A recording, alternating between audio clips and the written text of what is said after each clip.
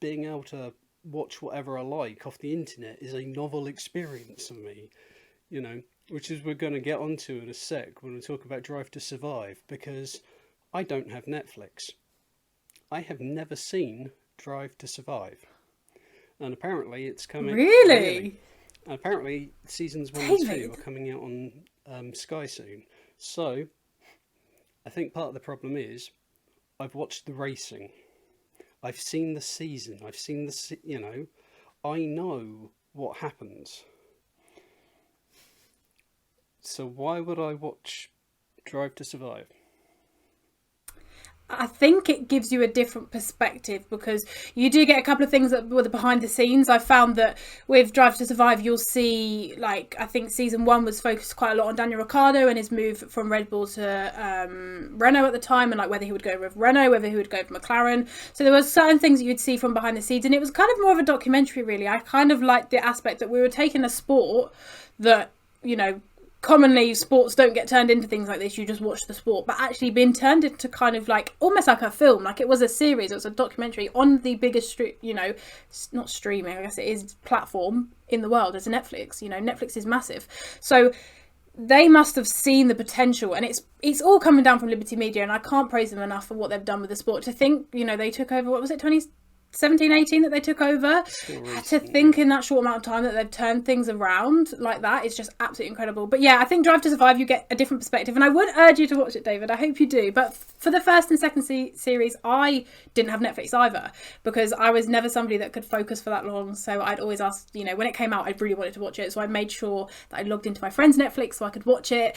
And yeah, I would urge you to watch it because you get a different perspective on what was going on back then, and it makes it very dramatic. It does, I can't lie, but that's what it's about. That's what it's there for. It's a documentary series on Netflix. It's going to be more dramatic, so certain bits are like, this is too much. The music in the background is so extra, but as I said, it's a little bit different, and it reminds you of things. Like when I watched back to season 1, it was 2018. I think I can't even remember that half of this happened, but it gives you that jog back, and it feels good. Like, it feels good to remember the times, so I'd urge you to watch it. Yeah, I think they definitely capitalise on when they release it as well. So the season 3 of Drive to Survive is coming out on the 19th of March, which is a week before the season starts. So it's a really good way of getting current fans to actually get excited for the season again and give themselves a recap. Because even though we all live and breathe Formula One, sometimes you need a recap of what happened and the stand-up moments of the season before, and remind you of what storylines I guess we'll be seeing in the next season.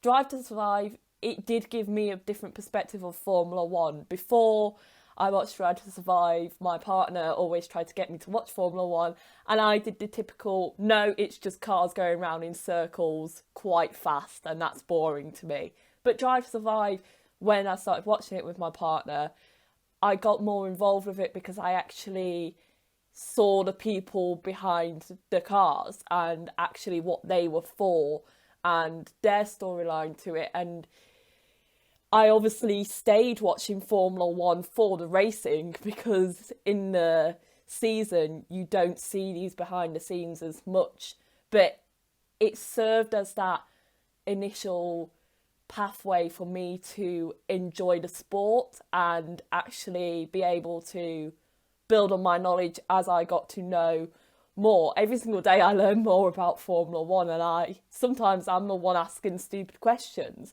But when you have something like Formula One, which is so niche, you have to find other ways to get new fans into the sport, because for a long time, new fans, younger fans in particular, weren't getting into the sport unless someone else in their family watched it. So it's been a really, really good avenue to make sure that Formula One stays alive and it stays kicking, because I think we could argue, especially in Bernie's days, that you could argue that Formula One might have been dying. Well, there was certainly a case that it was stagnating. As I said, I can't remember the exact interview or where I heard it, but I do even remember him pretty much saying that they weren't really that interested in chasing new fans because it was the old ones who had the money. And at that point, it was very much a case that it was all about pretty much how much they could basically sponge off the business.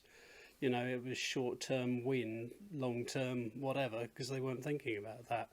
And basically Liberty Media picked it up when it was practically on its knees because it had such little investment in it for so long.